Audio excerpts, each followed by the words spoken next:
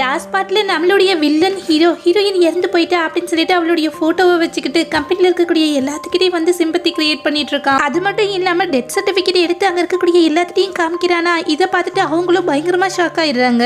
என்னோட ஒய்ஃப்க்கு வந்து ரிலேட்டிவ்ஸ் சொல்லிக்கிறதுக்கு என்னை விட்டா யாருமே கிடையாது. அது மட்டும் இல்லாம இந்த கம்பெனியோட பொறுப்பை அடுத்து எடுத்து நடத்துறதுக்கு என்னை விட்டா வேற யாருமே இல்லை அப்படின்னு சொல்லிட்டு இருக்கானா.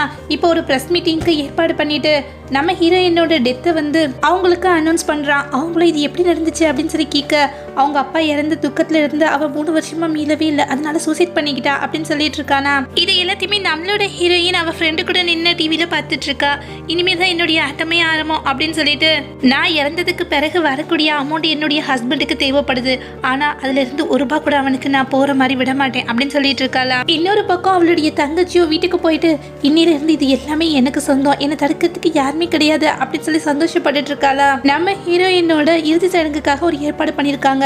ஆனா அது வைக்கிறதுக்கு முன்னாடியே வந்து அவளுடைய ஹஸ்பண்டும் தங்கச்சியும் கல்யாணம் பண்ணிக்கிட்டு ரெஜிஸ்டர் ஆபீஸ்க்கு வாசல்ல நின்று பேசிட்டு இருக்காங்க. தங்கச்சியோ நாளைக்கு என்னுடைய அக்காவோட இறுதி சடங்கு, ஆனா அதுக்கு முன்னாடியே வந்து நம்ம கல்யாணம் பண்ணிக்கிட்டோம், இது எல்லாத்துக்குமே காரணம் என்னுடைய அக்கா தான். நாளைக்கு வரக்கூடியவங்க கிட்ட இதை நம்ம இன்ஃபார்ம் பண்ணலாம், அவளுடைய ஆசீர்வாதத்துலதான் இதெல்லாம் நடந்துச்சு அப்படின்னு சொல்லிடலாம் அப்படின்னு சொல்லிட்டு இருக்காளா.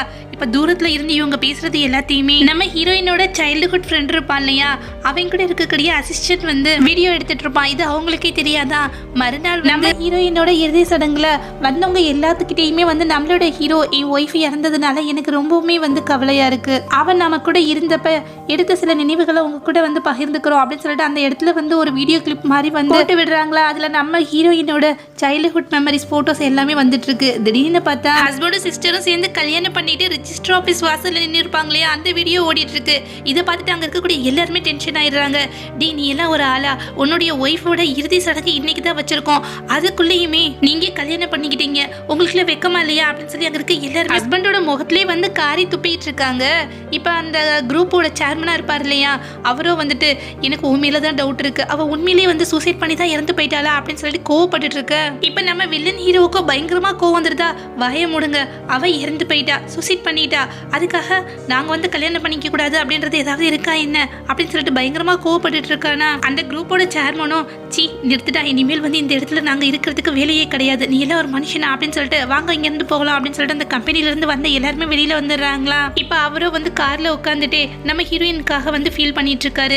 இந்த பொண்ணு இந்த சின்ன வயசுலயே இறந்து போயிட்டாலே, எனக்கு இவ்வளவு நினைச்சு ரொம்பவுமே கவலையா இருக்கு. இந்த வென் குரூப்போட சாம்ராஜ்யத்தை உருவாக்குறதுக்காக அவளுடைய அப்பா எவ்வளவு கஷ்டப்பட்டாரு, அவர் இறந்ததுக்கு பிறகு இந்த பொண்ணு பாத்துக்குவான்னு நினைச்சா கடைசியில கேவலமான இந்த 2 பேர் கையிலேயே அதை ஒப்படைச்சிட்டு போயிட்டாலே அப்படின்னு சொல்லி ஃபீல் பண்ணிட்டு இருக்காரு. நம்மளோட ஹீரோயினோ கார்கிட்ட வந்து கதவை தட்டுறாளா. அவளை பார்த்த உடனேயுமே அவர் பயந்துடுறாரு.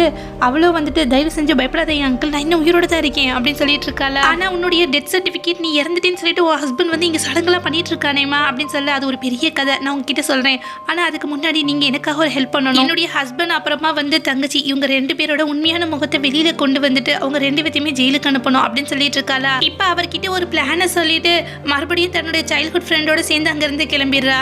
நம்ம வில்லன் ஹீரோவோ ஆஃபீஸ்க்கு வரானா, அங்கே இருக்கக்கூடிய எல்லாருமே ஒரு மீட்டிங் அரேஞ்ச் பண்ணியிருக்கா. நம்ம ஹீரோயின் பிளான் பண்ண மாதிரியே வந்து அந்த கம்பெனியோட சேர்மன் அங்கிள் இருக்கார் இல்லையா, அவர் நம்ம ஹீரோ கிட்ட இங்கே பாருங்க, ஆல்ரெடி நம்ம குரூப்போட ஷேர் மார்க்கெட் எல்லாமே ரொம்ப டவுன் ஆகிட்டே போகுது, அதனால ஹூ குரூப்போட வந்து நம்ம ஜாயின் பண்ணிக்கலாம், அந்த மாதிரி பண்ணோம் அப்படின்னா நிச்சயமாக நமக்கு நிறைய ப்ராஃபிட் கிடைக்கும் அப்படின்னு சொல்லிட்டு இருக்காரா.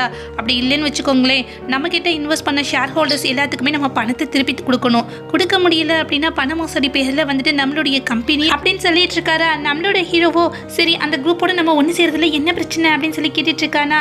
கிட்டத்தட்ட $200 மில்லியன் வந்து அந்த குரூப்புக்கு நாம கொடுத்தாகணும், அப்படி கொடுத்தா மட்டும்தான் அவங்க நம்மளோட ஒப்பந்தம் வச்சுக்குவோம், இல்லைன்னா இந்த ப்ராஜெக்ட் நமக்கு கிடைக்காது அப்படின்னு சொல்லிட்டு இருக்காரா.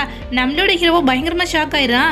இது $200 மில்லியன் கொடுக்கணுமா, அந்த அளவுக்கு பணம் நம்ம கிட்ட எங்க இருக்கு, அதெல்லாம் முடியாது, வேணா வந்து இந்த கம்பெனி போனா போயிட்டு போகுது அப்படின்னு அசால்ட்டா சொல்லிட்டு இருக்கானா.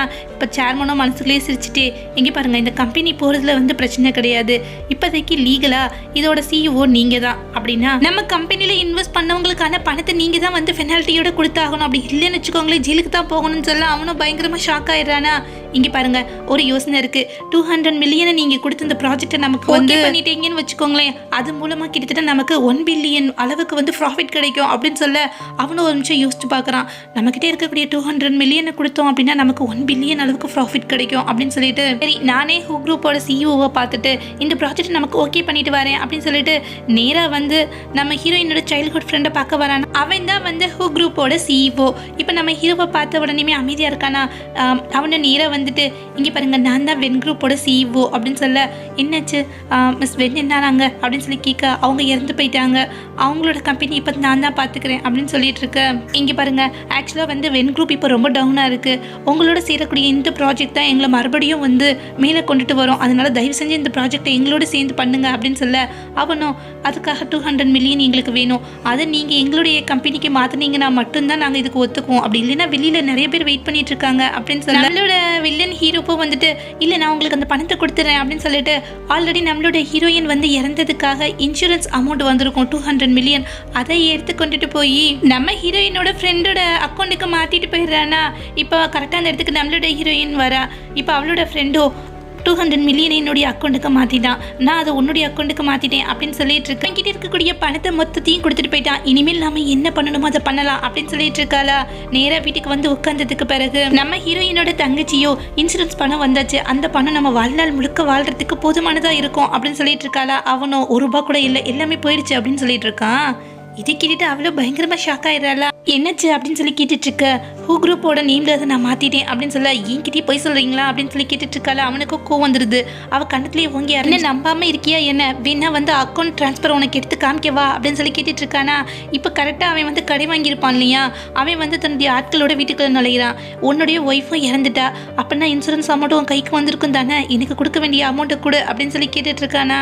நம்மளோட ஹீரோயின் தான் வந்து அந்த காசு வாங்கினவனையும் வந்து நம்ம ஹீரோட வீட்டுக்கு அனுப்பிச்சு விட்டுருப்பா. இப்போ அவனும் வந்துட்டு என்கிட்ட காசு இருந்தது உண்மைதான், ஆனால் அந்த மொத்த அமௌண்ட்டையும் நான் வந்து பிஸ்னஸ்க்காக ஒரு வேற ஒருத்தவங்ககிட்ட கொடுத்துட்டேன், கொஞ்ச நாள் வந்து வெயிட் பண்ணுங்க, உங்களுக்கு கொடுக்க வேண்டிய அமௌண்ட்டை வந்து டபுளாக உங்களுக்கு கொடுத்துறேன் அப்படின்னு சொல்லணும். வந்துட்டு விளையாடுறியாடா, உங்ககிட்ட இருந்த அமௌண்ட்டை மொத்தத்தையும் வந்து இல்லைன்னு பொய்யா சொல்கிறேன் அப்படின்னு சொல்லிட்டு கத்தியை வச்சு அவனோட ஒரு ஃபிங்கரை வந்து கட் பண்ணிடுறானா. எனக்கு 2 நாளைக்குள்ளே வந்து பணம் வந்தாகணும், இல்லைன்னு வச்சுக்கோமே உன்னுடைய ஒவ்வொரு ஃபிங்கரை வந்து கட் பண்ணிடுவேன் அப்படின்னு சொல்லிட்டு அந்த இடத்த விட்டு போயிட. இப்போ அவனும் வலி அழைத்துடிச்சிட்டு இருக்கான். இப்போ சிஸ்டர் இருக்கா இல்லையா, அவனை கொண்டு போய் ஹாஸ்பிட்டலில் ட்ரீட்மெண்ட்காக உட்கார வச்சிருக்காளாம். இப்போ கரெக்டாக அந்த இடத்துக்கு நம்ம சைல்டுஹுட் ஃப்ரெண்ட் இருப்பான் இல்லையா, அவனுடைய அசிஸ்டன்ட் வரான். வந்து அவன் பக்கத்தில் உட்காந்துட்டு, உங்கள் ஒய்ஃபோட இன்சூரன்ஸ் அமௌண்ட் வந்துமே வந்து மறுபடியும் பிரச்சனையில் தான் இருக்கீங்க போல இருக்கே அப்படின்னு சொல்லி கேட்டுட்ருக்க. அவனும் அம்மா நீ இங்கே என்ன பண்ணிட்டு இருக்க அப்படின்னு சொல்லி கேட்டுட்ருக்கானா. இந்த ஹாஸ்பிட்டலில் எனக்கு தெரிஞ்சவங்க அட்மிட் ஆயிருக்காங்க, அதனால தான் பார்க்கறதுக்காக வந்தேன், அப்போ தான் நீங்கள் இங்கே இருக்கிறத பார்த்தேன் அப்படின்னு சொல்லிட்டு, பணம் சம்பாதிக்கிறது ஒன்றும் அவ்வளோ கஷ்டமான விஷயம் கிடையாது அப்படின்னு சொல்லிட்டு இருக்கானா.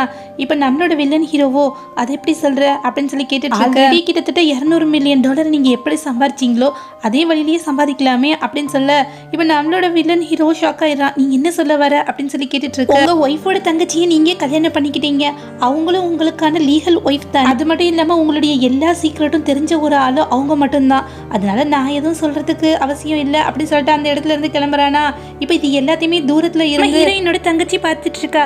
இதுக்காக மறுபடியும் இவன் வந்து இவரை மீட் பண்றான், ஒருவேளை என்ன கொலை பண்றதுக்கு எதுவும் திட்டம் போட்டுட்டு இருக்காரு அப்படின்னு சொல்லி மனசுக்குள்ளே யோசிச்சுட்டு இருக்கேன். அவனும் நேரா ஒரு இன்சூரன்ஸ் பாலிசியை எடுத்துட்டு வந்து அவகிட்ட வந்து சைன் வாங்குறதுக்காக வரான். இதை பார்த்துட்டு அவ பயங்கரமா ஷாக் ஆயிடுறா. இதுக்காக இதை கொண்டு வந்து என்கிட்ட சைன் வாங்கிட்டு இருக்கீங்க அப்படின்னு சொல்லி கேட்க, இங்கே பாரு நான் வந்து 2 பேர் பேர்லேயும் தான் எடுத்திருக்கேன், சப்போஸ் எனக்கு ஏதாவது ஒன்று ஆயிடுச்சுன்னு வச்சுக்கோமே, எனக்கு அடுத்து வந்து என்னுடைய மணி உனக்காவது ஹெல்ப்ஃபுல்லாக இருக்கும் இல்லையா அப்படின்னு சொல்ல, அவ்வளோ மனசுக்குள்ளேயே இவன் ஏதோ பிளான் போடுறான் போல இருக்கே அப்படின்னு சொல்லி யோசிச்சுட்டே சைன் பண்ணி கொடுத்துட்றான். அதே அசிஸ்டன்ட் வந்து ஹீரோயினோட சிஸ்டரை வந்து மீட் பண்ணிட்டு, இங்கே பார்த்தீங்களா உங்கள் ஹஸ்பண்ட் பேசுனதை அப்படின்னு சொல்லிட்டு ஒரு வீடியோ எடுத்து காமிக்கிறான். அதுலேயும் என் ஒய்ஃப் கொன்னதுக்கு பிறகு அவளுடைய இன்சூரன்ஸ் அமௌண்ட் வந்துச்சு, அதே மாதிரி வந்து என்னுடைய 2வது ஒய்ஃபையும் கொன்னு வச்சுக்கோமே, இன்சூரன்ஸ்காரங்க ஒன்றும் முட்டாள் கிடையாது, கண்டிப்பாக இது வந்து ஏதோ ஒரு தப்பு நடக்குது அப்படின்னு சொல்லிட்டு இன்வெஸ்டிகேஷன் பண்ண ஆரம்பிச்சிருவாங்க அப்படின்னு சொல்லிட்டு இருக்க. அசிஸ்டண்டோ இல்லை இதை நீங்கள் வந்து ஒரு ஆக்சிடென்ட் மாதிரி பண்ணீங்கன்னு வச்சுக்கோமே, யாருக்குமே டவுட் வராது அப்படின்னு சொல்லிட்டு இருந்திருப்பானா. இப்போ அந்த வீடியோவை எடுத்து நேராக அவளுடைய சிஸ்டர் கிட்ட போட்டு காமிக்க அவ்வளோ ஷாக் ஆயிடுறா. ஆக்சுவலி அவர் எனக்கு எதிராக இந்த மாதிரிலாம் பண்ணுவாருன்னு நினைச்சு கூட பார்க்கல அப்படின்னு சொல்லி அழுதுட்டு இதெல்லாம் நீ எதுக்காக என்கிட்ட வந்து சொல்ற அப்படின்னு சொல்லி கேட்டுட்டு இருக்காளா. அவன் ஒவ்வொரு பொண்ணா அவர் இந்த மாதிரிலாம் பண்ணிட்டு இருப்பாரு, அதுக்கு எல்லாமே நான் உறுதுணையா இருக்க முடியாது இல்லையா, அதனால தான் உங்ககிட்ட வந்து சொன்னேன். நீங்களும் வந்து புத்திசாலி, என்ன பண்ணணுன்றது உங்களுக்கே தெரியும், நீங்களே வந்து முடிவெடுத்துக்கோங்க அப்படின்னு சொல்லிட. அவளோ நில்லு, நீ எனக்கு உதவி பண்ணு, அதுக்கு பதிலாக நான் உனக்கு நிறைய பணம் தரேன் அப்படின்னு சொல்ல. அவனும் சரி, உங்களுடைய ஹஸ்பண்டுக்கு வந்து பைனாப்பிள் அப்படின்னாலே அலர்ஜி தானே, அவர் அதை வந்து ஒரு சின்ன பீஸ் சாப்பிட்டோம் அப்படின்னா கூட அவரோட உயிருக்கே ஆபத்து, அதனால அதை நீங்கள் வந்து அவர் எப்படியாவது சாப்பிட்ற மாதிரி கொடுத்துருங்க, அதுக்கு பிறகு இது வந்து ஒரு ஆக்சிடென்ட் மாதிரி தான் இருக்கும் அப்படின்னு சொல்லிட்டு போயிடுறானா. இப்போ நம்மளோட வில்லன் என்னோட செகண்ட் ஒய்ஃபை கூப்பிட்டுட்டு ஒரு பிக்னிக் மாதிரி கிளம்புறான். அவ்வளோ என்ன திடீர்னு இந்த மாதிரிலாம் கூட்டிகிட்டு வரீங்க அப்படின்னு சொல்லி கேட்க, இங்கே பாரு ஆல்ரெடி நமக்கு நிறைய பிரச்சனைகள் இருக்குது, அதுக்காக வீட்டுக்குள்ளே இருக்கக்கூடாது இல்லையா, அதனால தான் பா போகலாம் அப்படின்னு சொல்லி கூட்டிகிட்டு போகிறானா. ஹில் ஸ்டேஷனில் ஆக்சிடென்ட் நடக்கிறதுக்கு நிறைய வாய்ப்பு இருக்குது அப்படின்னு சொல்லி பிளான் பண்ணிவிட்டு அவளை ஒரு பக்கம் கூட்டிகிட்டு போய்கிட்டு இருக்கான். இன்னொரு பக்கம் அவ்வளோ தான் தயார் பண்ண ஜூஸில் வந்து பைனாப்பிள் அதிகமாக கலந்து எடுத்துகிட்டு வந்துட்டு இப்போ 2 பேருமே ஒருத்தவங்கள இன்னொருத்தவங்க வந்து கொல்றதுக்காக திட்டம் போட்டுட்ருக்காங்களா. அடுத்து என்ன நடந்தது அப்படின்றத நெக்ஸ்ட் பார்ட்டில் பார்க்கலாம். தேங்க்யூ.